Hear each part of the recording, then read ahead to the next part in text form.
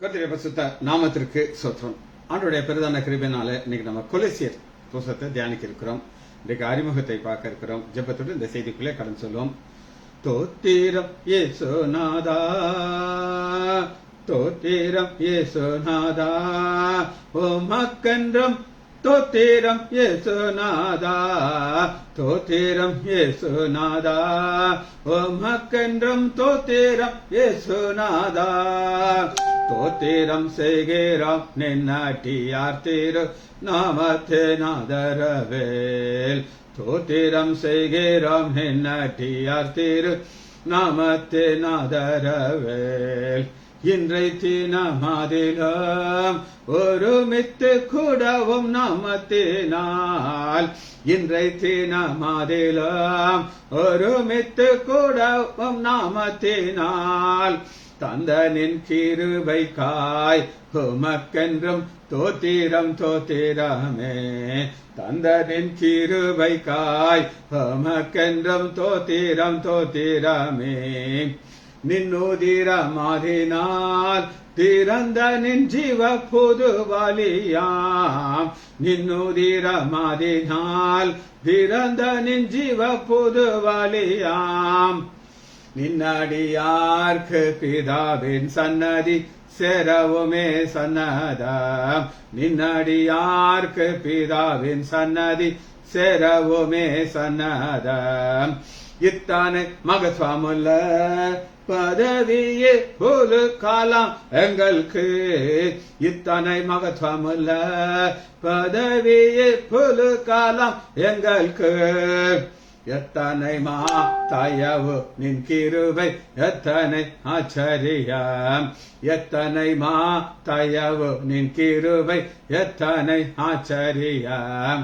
வானர் தூதர் சேனைகள் மனோகர கீதங்களால் எப்போதும், வானர் தூதர் சேனைகள் மனோகர கீதங்களால் எப்போதும், ஓய்வின்றி பாடி துதிக்க பெறும் மன்னவனே வமக்கு, ஓய்வின்றி பாடி துதிக்க பெறும் மன்னவனே வமக்கு.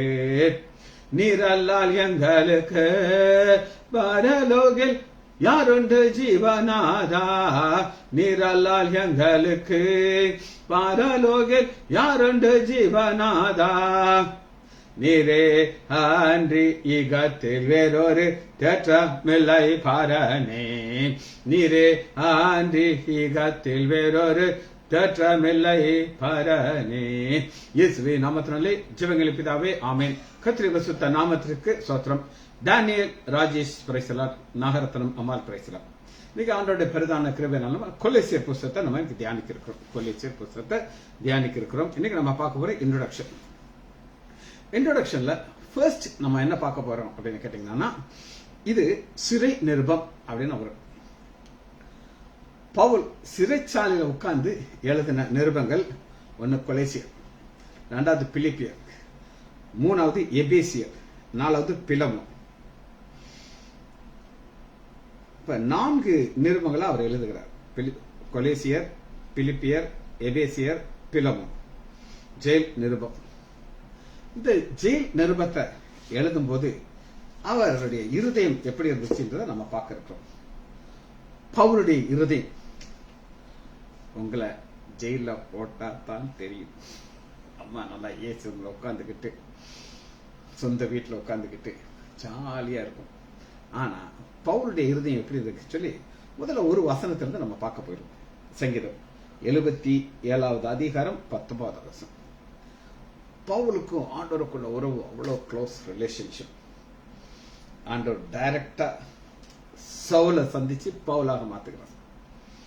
அந்த ஆண்டவர் இப்ப எங்க அப்படின்றது ஒரு சின்ன ஒரு கேள்வி இருதயத்தில் இருக்கும். அது அந்த வசனத்தை காட்டணும். சங்கீதம் 77வது அதிகாரம் 10ஆம் வசனம். உமது வாலி கடலிலும் உமது பாதைகள் திரண்ட தண்ணீர்களும் இருந்தது, உமது காரடிகள் தெரியாமல் போயிற்று. நான் சொல்ல உங்களுக்கு புரியுதா அப்படின்னு தெரியும். எந்த ஆண்டவர் என்னை சந்திச்சார், என்கவுண்டர், தமஸ்கு வீதியில் என்னை சந்தித்தார், முகமுகமா என்னோட பேசினார். நீ துன்பப்படுகிற இயேசு நான் தான் அப்படின்னு தெளிவா எனக்கு காட்டினார். இப்ப நான் இருக்கிறது ஜெயில. எனக்கு பிரச்சனை என்ன அப்படின்னு கேட்டீங்கன்னா, உமது காலடிகள் தெரியாமல் போயிற்று. ஆண்டவரே, நீங்க மட்டும் என் கூட இருந்தீங்கன்னா நான் எதுக்கு ஜெயில வந்திருக்கணும் அப்படின்னு ஒரு கேள்வி வந்திருக்கும்.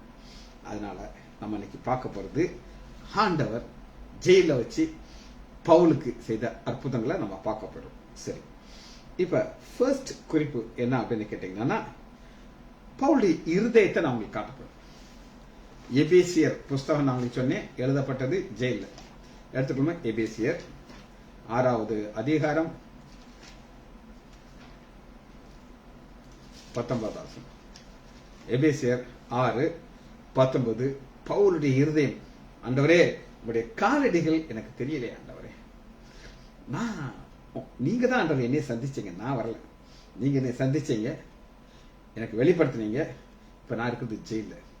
அதனால தாவீது சொல்றாரு, ஆண்டவரே உங்களுடைய காலடிகள் எனக்கு தெரியல, அந்த காரணம் என்னங்கிறத நம்ம பார்க்க போறோம். எபேசியர் 6வது அதிகாரம் 19. சுவிசேஷத்திற்காக சங்கிலியால் கட்டப்பட்டிருக்கிற ஸ்தானாதிபதியாகிய நான். அவர் கட்டப்பட்டிருக்காரா? கட்டப்பட்டிருக்கிறார். எதனால கட்டப்பட்டிருக்கார்? சங்கிலினாலே. நான் யார்? ஸ்தானாதிபதி. அப்ப ஒரு 3 குறிப்புகளை நான் உங்களுக்கு சொல்ல போறேன். இந்த 3 குறிப்புகள் அடிப்படையில் தான் இந்த இன்ட்ரோடக்ஷன் நம்ம பார்க்க போறோம். குறிப்பு நம்பர் 1, நாம் மேய்ப்பனை அறிய வேண்டும். நம்பர் 1. நம்பர் 2, மேய்ப்பனை நம்ப வேண்டும். அறிகிறது வர நம்பர் வேற. 3வது, மேய்ப்பனை பின்பற்ற வேண்டும். இந்த 3 காரியத்தை ஒரு பேக்ரவுண்டா வச்சுக்கிட்டு செய்தி நம்ம பார்க்க போறோம். இப்ப பவுலுக்கு மேய்ப்பனை தெரியுமா? எஸ், அறிய வேண்டும். அவர் அழகான ஒரு வார்த்தை சொல்றார், நான் விசுவாசிக்கிறார் இன்னார் என்று நான் அறிவேன், அறிந்திருக்கிறார். இப்ப அவருக்கு என்ன ஒரு ஆசை அப்படின்னு கேட்டீங்கன்னா, எனக்கு தெரியும் ஆண்டவரே, ஆனா இப்ப நான் உட்கார்ந்து எழுத போகிறேன் நிறுவம். இந்த எழுத போறது யாருக்குன்னா, நான் வழி நடத்த வேண்டிய ஆடுகளுக்கு. தாவீது ஒரு மேய்ப்பன், அவருக்கு கீழே ஆடுகள் இருந்துச்சு. அந்த ஆடுகளை அவர் பராமரிப்பார். எவ்வளவு தூரத்துக்கு போவார்னா, ஒரு சிங்கம் வந்தாலும் சரி, கரடி வந்தாலும் சரி, நேரா போய் சண்டை போட்டுட்டு அவர் ஆடை கொண்டு வந்துருவார். அது போல நம்ம இங்க பாக்குறோம், பவுல் ஜெயில இருக்கார், நிருபம் எழுதுகிறார். நிருபம் எழுதும் போது அவருடைய இருதயம் எப்படி இருந்துச்சு அப்படின்னு கேட்டீங்கன்னா, எபேசியர் 6வது அதிகாரம் 19. சுவிசேஷத்திற்காக கேட்டுப்பாங்க, சுவிசேஷத்துக்காக சங்கிலியால் கட்டப்பட்டிருக்க ஸ்தானாதிபதியாக நான் அதை குறித்து பேச தைரியமா இருக்கும். இது எனக்கு தைரியத்தை கேட்கறதுக்கு நீங்க எனக்கு ஜெபம் பண்ணணும். இப்ப இவர் ஒரு மேய்ப்பன், இவருக்கு கீழே ஆடுகள் இருந்துச்சு. ஆனா இவருக்கு ஒரு ராஜா இருக்கார், அந்த ராஜாஜி ராஜா தான் இவரை மேய்க்கிறார். சோ உங்களுக்கு 3 குறிப்புகள் சொன்னேன், முடிஞ்சா எழுதிக்கிறோம். குறிப்பு நம்பர் 1, மேய்ப்பனை நாம் அறிய வேண்டும். ஃபர்ஸ்ட், மேய்ப்பனை அறிஞ்சாதான் அந்த ஆடுகளுக்கு பின் செல்ல முடியும். 2வது, மேய்ப்பனை நம்ப வேண்டும். 3வது, மேய்ப்பனை பின்பற்ற வேண்டும். சரி, 2வதாக உங்களுக்கு நான் சொன்னேன், அவர் எங்க இருந்தெல்லாம் சிறையில் இருந்தாலும், நம்பர் 1 கொலை எழுதுற புத்தகம் ஜெயில எழுது நிருபம், பிலிப்பியர் புத்தகம் எழுதுனது.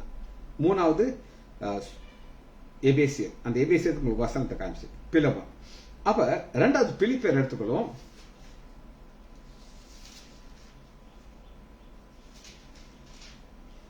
பிலிப்பியர் 1வது அதிகாரம் 14. 1:14, சரி 13. அரண்மனை எங்கு உள்ளவர்கள் யாவருக்கும் என் கட்டுக்கள் கிறிஸ்துவுக்குள்ளான கட்டுகள். கிறிஸ்துவுக்குள்ளான கட்டுகள் அப்படின்னா என்ன அப்படின்னு நீங்க கேட்டீங்கன்னா, என்னைய கட்டி வச்சதுக்கு காரணம் கிறிஸ்துவுக்குள் நான் வாழுகிறதுனால. கிறிஸ்துவுக்குள் இருந்தா பாடுகள் வரும், கஷ்டங்கள் வரும், வேதனைகள் வரும். ஆனா அந்த கட்டுக்கள் கிறிஸ்துவனால் வருகிற கட்டுகள்னு சொல்லி பவுல் பிலிப்பியர் சபைக்கு கடிதங்கள் எழுதும்போது இந்த வார்த்தை எழுதுகிறார். இது 2வது குறிப்பு. 3வது, ரோமாபுரிக்கு அவர் போகிறார். அங்க என்ன நடக்குது அப்படின்னு கேட்டீங்கன்னா, அப்போஸ்தலர் 28வது அதிகாரம் 16. 28:16. நாங்கள் ரோமாபுரிக்கு சேர்ந்த பொழுது 100க்கு அதிபதி தன் காவலில் இருந்த சேனாதிபதியத்தில் ஒப்பு கொடுத்தார். நல்லா கேட்டுக்கோங்க, வாழ்க்கையில நம்ம 3 காரியத்தை தெரிஞ்சுக்கணும். ஃபர்ஸ்ட், நம்ம மேய்ப்பனை அறிய வேண்டும். மேய்ப்பனுக்கு தெரியும் தன்னுடைய பிள்ளையாகிய பவுல ரோமா வரைக்கும் கொண்டு வந்துட்டு பத்திரமா கொண்டு வந்துட்டு வழியில ஒரு புயல் வருது, யூரோக்கியான். அப்ப ஆண்டவர் வந்து சொல்றாரு, நான் உன்னை தப்பி வைப்பேன், உன் நிமித்தம் யாருக்குமே பிராண சேதம் வராது. அப்ப பாருங்க, பவுலுக்கு தெரியும் எனக்கு ஒரு மேய்ப்பன் இருக்கிறார், எனக்கு கீழே இருக்கிற மக்கள் காப்பாற்றப்படுறதுக்கான என் நிமித்தம். அதனாலதான் மேய்ப்பனை நம்ப வேண்டும். நம்புறதுக்கு மட்டும் ஒரு வாசனத்தை உங்களுக்கு காமிச்சிட்டு 27வது அதிகாரம் 22 வசனம், நம்ப வேண்டும். என்ன நம்ப வேண்டும் பாருங்க, ஆகிலும் திட மனதாயிருங்கள், இப்பொழுது உங்களுக்கு சொல்லுகிறேன், தைரியம் சொல்லுகிறேன், கப்பற் சேதனமா உங்களுக்கு ஒரு சேதனம். ஏனென்றால் என்னை ஆட்கொண்டவரும், என்னை ஆட்கொண்டவர் நம்புறார், அவனை ஆட்கொண்டிருக்கிறார். நான் சேவிக்கிறமாகிய தேவனுடைய தூதனானவர் என்னிடத்தில் ராத்திரியில் வந்து, பவுலே பயப்படாதே, நீ ராயனுக்கு முன்பாக நிற்க வேண்டும் சொன்னாரா, செஞ்சுட்டார். அப்ப மேய்ப்பனை நம்பணும், மேய்ப்பனை அறியணும், மேய்ப்பனுக்கு பின் சொல்லணும். இதுதான் நம்ம அப்போஸ்தலர் 28வது அதிகாரம் 16வது வசனம். 17 நான் வாசிக்கிறேன்.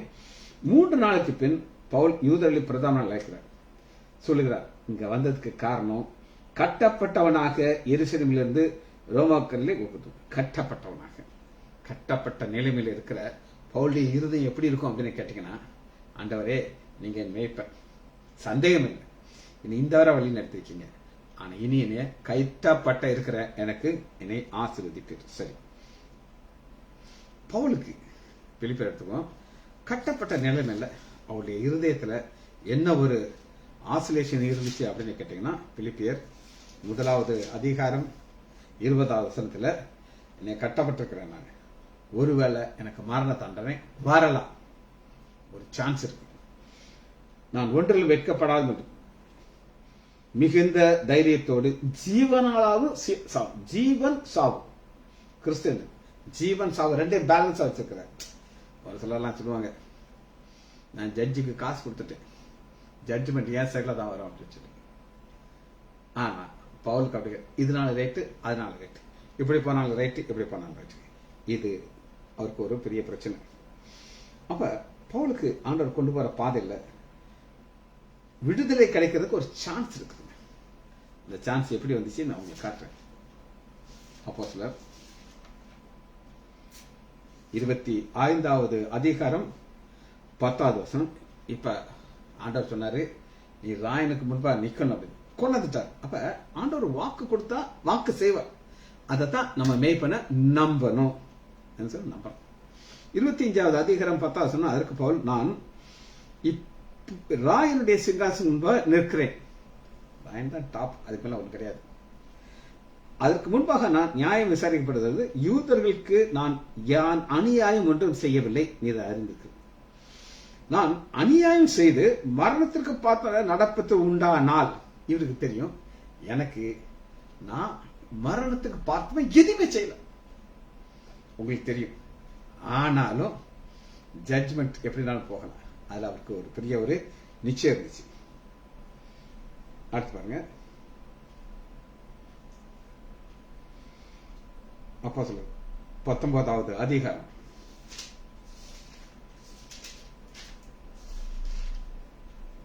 19வது அதிகாரம் 39வது வசனம். இங்க ஆண்டவருடைய ஒரு பவரை நீங்க பார்க்கணும். பவர் என்ன அப்படின்னு கேட்டீங்கன்னா, அப்போஸ்தலர் 19வது அதிகாரத்தை நீங்க ஃபுல்லா வாசிச்சு பார்த்தீங்கன்னா, ஃபுல்லா நான் வாசிக்க மாட்டேன், அங்க ஒரு கலகம் உண்டாகுதுங்க. கலகம், இந்த கலகத்துல என்ன அப்படின்னு கேட்டீங்கன்னா பாருங்க, 23வது வசனம். அப்போஸ்தலர் 19, அக்காலத்திலே இந்த மார்க்கத்தை குறித்த பெரிய கலகம் உண்டாயிற்று. திமோத்தேயு அப்படின்னு ஒரு ஆள், அவன் ஒரு பச்சை, அந்த ஆலயத்தை மாடல் செய்றவன். இப்ப நீங்க ஆக்ரா போனீங்கன்னா இந்த தாஜ்மஹாலை வச்சு மாடல் வச்சு வித்துக்கிட்டே இருப்பாங்க. நான் ஒரு தடவை போயிருந்தேன், என்னை ஒரு ஆள் இந்த கைடு ஒரு இடத்துல கூட்டிட்டு போனேன். கூட்டு போய், சார் உங்களுக்கு நான் ஒரிஜினல், என்னது ஒரிஜினல் அங்கேயே இருக்கு, இல்லை ஒரிஜினல் தான், இது ஒரிஜினல் தான் சார், நாங்கள் உங்களுக்கு சர்டிஃபிகேட் கொடுப்போம், ஆனால் விலை கொஞ்சம் கூட, 25,000 ரூபாய் அப்படின்னாரு. என்னது 25,000 ரூபாயா? ஆமாம் சார், சர்டிஃபிகேட்லாம் நாங்கள் கொடுப்போம்ல அப்படின்னாரு. நைஸா எஸ்கேப் ஆகி வெளியே வந்து இன்னொருத்தன் வரான், சார் 5000 ரூபாய்க்கு இதே மாதிரி தர்றேன் சார், வாங்கிக்கிறீங்களா? லூஸ் ஆகி 5000 கடைசியில் 200 ரூபாய்க்கு நான் வாங்கினேன் வச்சிருக்கேன். எனக்கு கீழே விழுந்துருச்சு. எதுக்குன்னா அந்த ஊர்ல அது பயங்கர ஃபேமஸ். அதுபோல இங்க ஒரு பிசினஸ் வேகமா நடந்துட்டு இருக்கு. அந்த பிசினஸ் என்ன அப்படின்னு கேட்டீங்கன்னா, மகாதேவியாகிய தியானால் கோயில்.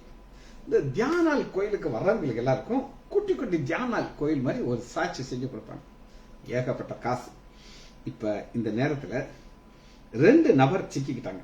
29வது வசனம், பவுலுக்கு வழித்துணைய வந்த மக்கத்தோனியராகிய காயு அரிஸ்தர்ஸ் 2 பேரும் இழுத்து. காயு அரிஸ்தர் இந்த 2 பேரைய பிடிச்சிட்டு போயிட்டாங்க. பிடிச்சிட்டு போய் எங்க கொண்டு போறாங்கன்னா, ஜட்ஜுக்கு முன்னாடி கொண்டு போறாங்க. நல்லா கேட்டுக்கோங்க. அவங்க ஊரு, அவங்க ஜட்ஜி, அவங்க ஜட்ஜுக்கு என்னனாலும் செய்ய முடியும். என்ன நடக்குது அப்படின்னு கேட்டீங்கன்னா, அந்த 19வது அதிகாரம் 30 இந்த மனுஷரை இங்கே கொண்டு வந்தீர்கள்.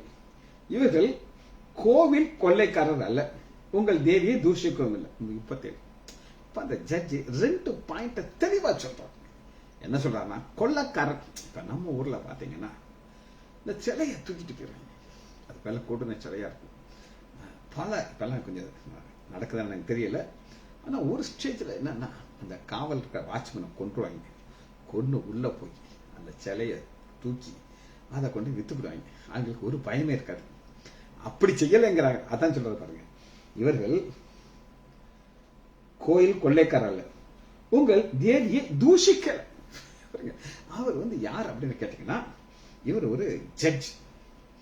இவர் என்ன செய்யணும் அப்படின்னு கேட்டீங்கன்னா, ஒரு கேஸ் வருதா, என்ன நடக்குதுன்னு ரொம்ப தெளிவா அதை அப்சர்வ் பண்ணணும். நாங்க இவங்க 2 வாயிலே திறக்கல. பேசுனதெல்லாம் பவுல் பேசினார். ஆனா 2 பேரும் பாவம் அப்புறாணி. ஆனா தூஷிக்கவில்லை. 38 திமித்ரையும் அவனை சேர்ந்த தொழிலாளர் மேல் ஒரு காரியம் இருந்தால் அதை நியாயம் விசாரிக்கிற நாட்கள் உண்டு. தேசாதிபதி இருக்கிறார்கள். ஒருவர் வழக்காடி கொண்டு. அவர் எவ்வளவு தெளிவா சொல்லுகிறார்னா, இங்க வரப்பா இவன் வாயவே திறக்கல. சரியா? திறக்கல. கோயிலையும் கொள்ளையிடல. உங்க கடவுளை பத்தி தூஷிக்கவும் செய்யல. நம்ம மக்கள் என்னன்னா, ஆண்டவராக இயேசு கிறிஸ்து உயர்த்துறதுக்கு மற்ற மதத்தை எவ்வளவு திட்ட முடியுமோ திட்டுவாங்க. ஆனா வாயவே திறக்கக்கூடாது. பைபிள் அப்படித்தான் இருக்கும். நீ ஆண்டவரை பத்தி சொல்லு, ஏன் ஆண்டவரை பத்தி நான் சொல்லுவேன், அது மீதி அவங்க பார்த்துக்கிறாங்க. அப்போஸ்தலர் 19வது அதிகாரம் 39, நீங்கள் வேறு யாதொரு காரியத்தை குறித்து விசாரிக்க வேண்டுமானால் அது நியாய சங்கத்தில் இருக்கும். இன்றைக்கு உண்டான கலகத்தை குறித்து நாம் உத்தரவு சொல்வதற்கு ஏதும் இல்லாதனால இந்த கலகத்தை குறித்து நாங்கள் விசாரிக்கும் பொழுது இந்த குற்றவாளிகளுக்கு ஏதுவா இருக்கும் என்று சொல்லி கூட்டத்தை அனுப்பிட்டோம். அப்ப ஆண்டவர் இந்த ஜட்ஜின் இருதயத்துல கிரியை செய்கிறார். கிரியை செய்து இதுதாங்க ஆண்டுடைய வல்லமை. இந்த சம்பவம் நடந்திருக்கு. பவுல ஆண்டவர் தொடவே விடல. 2 பேர் சிக்கிட்டாங்க. ஆனா அவங்களுக்கு எந்த ஒரு பிரச்சனையும் இல்லாம ஆண்டவர் எல்லாமே அவங்களுக்கு சாதகமான செஞ்சார். அதனாலதான் 3 காரியத்தை நான் சொன்னேன். முதல் மெய்ப்பெண்ணை அறிய வேண்டும். இந்த மெய்ப்பெண் யார் அப்படின்னு கேட்டீங்கன்னா, ஜட்ஜுடைய இருதயத்துல பேசுறவர் நம்பர் 1. 2வது நம்ப வேண்டும். அந்த ஊரே கலகப்பட்டு என்னென்னமோ சொல்றாங்க, ஆனா நம்புவேன், என்னையாவது காப்பாற்ற. 3வது அவரை நான் பின்பற்ற வேண்டும். ஏன் நம்ம பின்பற்ற வேண்டும் அப்படின்னு கேட்டீங்கன்னா, யோவான் 10வது அதிகாரம் 27 என் ஆடுகள் என் சத்தத்திற்கு செவி கொடுக்கிறது, நான் அவைகளை அறிந்திருக்கிறேன், அவைகள் எனக்கு பின் செல்கிறது. அறிந்திருக்கிறேன். கொஞ்சம் பேர் இங்க இருக்கீங்க, உங்க எல்லாரையும் ஆண்டவருக்கு தெரியுமா அப்படின்னு ஒரு கேள்வி கேட்டா சொல்ல முடியாது. என்னுடைய வாழ்க்கையில இம்மட்டும் சொல்லுங்க, இம்மட்டும் ஆண்டவரை வழி நடத்தினார். 1975 மெடிக்கல் காலேஜில் போய் சேர்ந்த ஒரு ஸ்டூடெண்டா அன்னையிலிருந்து இன்னைக்கு வர ஒரு குறை இல்லாம நடத்தினார். காரணம் என்னன்னா, நான் நம்பினேன், அவருக்கு பின் செல்கிறேன். இதுல ஒரு காரியத்தை நான் உங்களுக்கு விளக்க போகிறேன். இப்ப மெய்ப்பெண் முன்னேறி போறாரு, முன்னாடி போறாரு. பின்னாடி யாரு இருக்கான்னா, ஆடுகள் வரணும். அந்த ஆடுகள் மெய்ப்பெண்ணுக்கு பின்னாடி வரும்னு சொல்லி அந்த மெய்ப்பெண் நம்பி முன்னாடி போறார். நீங்க அப்படியே டைரக்ஷன் மாதிரி இருக்கக்கூடாது. இதுதான் நம்ம பார்க்க வேண்டிய ஒரு முக்கியமான ஒரு காரியம். சரி, இந்த துருக்கி, இந்த பட்டணம் நம்ம பார்க்கறது யாரை பார்க்கறோம் அப்படின்னா கொலசு பட்டணம் தான்.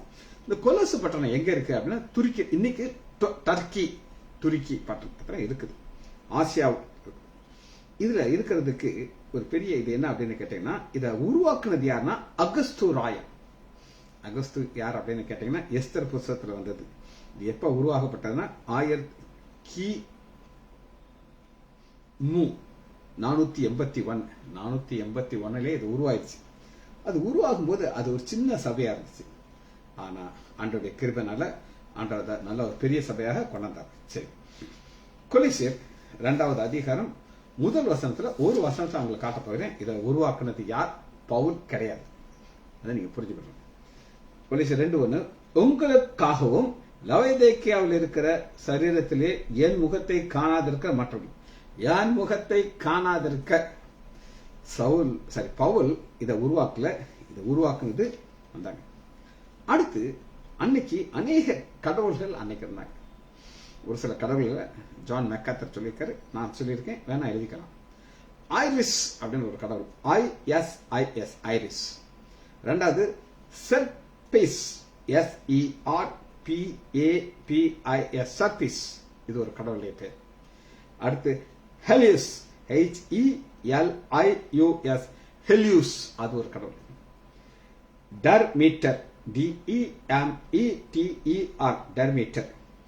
இவங்கெல்லாம் அங்க ஃபேமஸான கடவுள். நம்ம ஊர்ல கடவுள் இருக்க மாதிரி அங்க கடவுள். ஆனா பவுல் என்ன சொல்லுகிறான்னா கொலோசியர் 1வது அதிகாரம் 23வது வசனத்துல, இந்த சுவிசேஷம் வானத்தின் கீழிருந்து சகல சிருஷ்டிக்கும். இந்த கடவுள் எல்லாம் லோக்கல் கடவுள், அந்த இடத்துல இருக்காங்க. ஆனா இந்த சுவிசேஷம் இந்த மாதிரி கடவுள் கிடையாது, இது வானத்திலிருந்து. சுவிசேஷம் வானத்திலிருந்து கீழே இருக்கிற சகல சிருஷ்டிக்கும் பிரசங்கப்படுகிறது. இப்ப என்ன, இப்ப ஒரு 1 2 3 4 கடவுள் பேரங்க சொல்லியிருக்கேன். ஆனா இது அங்கிருந்து வந்துச்சு. 2வது அதிகாரம் 6வது வசனத்தை வாசிங்க. 2:6, ஆகையால் நீங்கள் கர்த்தராகிய இயேசு கிறிஸ்துவை ஏற்றுக்கொண்டபடியே.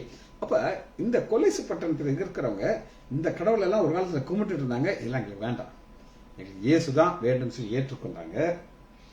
அடுத்து அவருக்குள் வேர் கொண்டனும் கட்டப்படும், வேர் ரூட். இப்ப இங்க சிலர் இருக்காங்க, ஒரு பிரச்சனை வந்துச்சுன்னா ஓடி போயிடும். ஒரு சிலர் பார்க்கவே முடியாது, என்னமா செய்வ, சும்மா தான் சார் பண்ணிட்டு. ஒரு அம்மா இருக்கு, அது காலையில மட்டும் வரும், சாயங்காலம் வராது, ஞாயிற்றுக்கிழமை வரவே வராது. அது என்ன செய்யும்னு எனக்கு தெரிய மாட்டேங்குது. அது வேறு மேலாப்பட தான் இருக்கும், உள்ள போகாது. அவனுடைய வார்த்தையை நான் உட்கார்ந்து பிரசங்கம் பண்றேன், ப்ரிப்பேர் பண்ணிட்டு வந்திருக்கேன், எவ்வளவோ பாடுகள் வழியா நான் சொல்றேன், அது கண்டுக்கிட வச்சது. அது வேறு மேலாப்பட இருக்கும், ஓடிய போயிடும். 3வது அதிகாரம் 2வது வசனம், பூமியில் உள்ளவர்களை அல்ல. பூமியில் இருக்கிறது 5 4 நான் கொஞ்சம் எடுத்து காமிச்சிருக்கேன், இன்னும் நிறைய இருந்திருக்கும். ஆனா அந்த இதெல்லாம் பூமியில் இருக்கிற கடவுள் அல்ல, மேலானவர்களே, மேல இருக்கிற சுவிசேஷத்திலிருந்து வருகிற ஆசீர்வாதத்தை நீங்க நம்பணும். அப்படி நம்புறதற்கு காரணம் 3 காரணம். மேய்ப்பனை அறிய வேண்டும், மேய்ப்பனை நம்ப வேண்டும், மேய்ப்பனுக்கு பின் செல்ல வேண்டும். இது 3 செய்தீங்கன்னா இது உங்களால் முடியும். சரி, இப்ப அந்த சபை வந்துருச்சு, உருவாயிடுச்சு. சபை உருவானதுக்கு அப்புறம் ஒரு சில பிரச்சனைகள் உள்ள வர ஆரம்பிக்கும். அந்த பிரச்சனை எப்படி வருங்கிறது மட்டும் நம்ம பார்த்து முடிக்க போகிறோம். ஏன்னா இது எல்லா சபைக்கும் வருகிற பிரச்சனை. 1 கொரிந்தியர் 1வது அதிகாரம் 22வது வசனம், யூதர்கள் அடையாளத்தை தேடுகிறார்கள், கிரேக்கர்கள் ஞானத்தை தேடுகிறார்கள். அடையாளம், அடையாளங்கிறது என்ன அப்படின்னு நீங்க கேட்டீங்கன்னா, ஒரு குழந்தை இருக்குது, குழந்தைக்கு ஏ ஃபார் ஆப்பிள், அந்த ஆப்பிளை காட்டணும், படத்துல காட்டணும், இந்த படம் இதுதான் ஆப்பிள். அப்ப ஏனா ஆப்பிள், வே ஃபார் பால், பாலை காட்டினா தான் அந்த பிள்ளை நம்பும், புரியும். அந்த மாதிரி இவங்க எல்லாம் தேடுறாங்க. ஆனா பவுல் சொல்லுகிறாரு, ஆகிலும் யூதர்னாலும் கிரேக்கனாலும் அவர்களுக்கு கிறிஸ்து தேவபலன் தேவஞானம். அந்த கிறிஸ்துவ தேவபலனாக அவங்க நம்புறாங்க. ஆனா திடீர்னு சபைக்குள்ள அந்நிய கடவுள்கள் உள்ள கொண்டு வந்துடுறாங்க. அத கொலோசு சபையில அது எப்படி வந்துச்சுங்கிறத நான் உங்களுக்கு காட்டப்படும். இதுக்குள்ள வந்துருச்சு. கொலோசியர் 2வது அதிகாரம் 19வது வசனம். மாயமான தாழ்மை, தேவ தூதர்களுக்கு செய்யும் ஆராதனை. தேவ தூதர்கள் போயிடுறாங்க, ஆண்டவர் ஆராதிச்சுட்டே இருக்கிறாங்க, பிசாசு உள்ள வந்து தேவதூதர்களுக்கு விருப்பமற்று காணாதவைகளை துணிவாக நுழைந்து, இது இப்படி செய்யறதுனால உங்களுக்கு பந்தய பொருள் நீங்க இழந்து போறீங்க. அப்ப மேய்ப்பெண் பின்னாடி போறதை விட்டுட்டு விக்கிரக பின்னாடி போறாங்க, மேய்ப்பெண்ணை நம்புறதை விட்டுட்டு தேவதூர்ல நம்ப ஆரம்பிச்சாங்க. இதுதான் வீழ்ச்சியுடைய காரணம். 2வது அதிகாரம் 10வது வசனத்துல ஆண்டோடைய எதிர்பார்ப்பு என்ன அப்படின்னு கேட்டீங்கன்னா 2:10, மேலும் சகல துரைத்தனங்களுக்கும் அதிகாரத்துக்கும் தலைவா இருக்கிற அவருக்குள் நீங்கள் பரிபூர்ணமா இருக்கு. அவருக்குள் பவுல் சிறைச்சாலையில் உட்கார்ந்து எழுதுறார். அவருக்கு தெரியும் நான் விசுவாசிக்கிற ஒருத்தர் இருக்காரு, அவர் என்னைய சிறைச்சாலையில வர்றதுக்கு அனுமதிச்சிருக்கிறார். காரணம் என்ன அப்படின்னா சங்கீதம் 77வது அதிகாரம் 19வது வசனம். இந்த வசனத்தை நான் ஆரம்பிச்சேன், எல்லாம் முடிச்சேன். சங்கீதம் 77:19. உமது வழி கடலிலும், கடல் வழியத்தான் கொண்டு போனார், கரெக்டா? ஆமா. உமது பாதைகள் திரளான தண்ணீர் மேலும் இருந்தது. இனி ஆண்டவர் அப்பதான் கொண்டதீங்க, ஆனா இப்ப ஜெயிலுக்குள்ள இருக்கு. உமது காலடிகள் தெரியாமல் போயிடுச்சு. என்னால பார்க்க முடியுது ஆண்டவரே. எதனால? தண்ணி அடிச்சுட்டு போச்சா? தண்ணி அடிக்கலாம் முடியாது. நான் இருக்கிற சூழ்நிலையில இப்ப எனக்கு உங்க பாதை, உங்க காலடி தெரிய மாட்டேங்குது. ஆனா பவுலுக்கு தெரியும். இந்த காலடிகள் எனக்கு தெரியாட்டாலும் என்னால விசுவாசிக்க முடியும். ஜெபிச்ச முடிப்போமா? மகா இரக்கமும் கரிபங்கள பிதாவே, துதிக்கிறோம் ஐயா. கொலைசேர் புஸ்தகத்தை நாங்கள் ஆரம்பித்தோம் ஐயா. பிள்ளைகள் இந்த ஒரு 3 குறிப்பின் மூலமாக நாங்கள் இன்னும் உறுதிப்பட வேண்டும் ஐயா. சூழ்நிலையில பார்க்கக்கூடாது.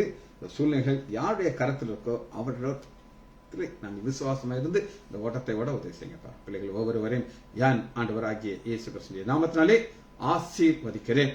இயேசுவின் நாமத்தினாலே ஜெபங்களின் பிதாவே. ஆமேன், ஆமேன், ஆமேன்.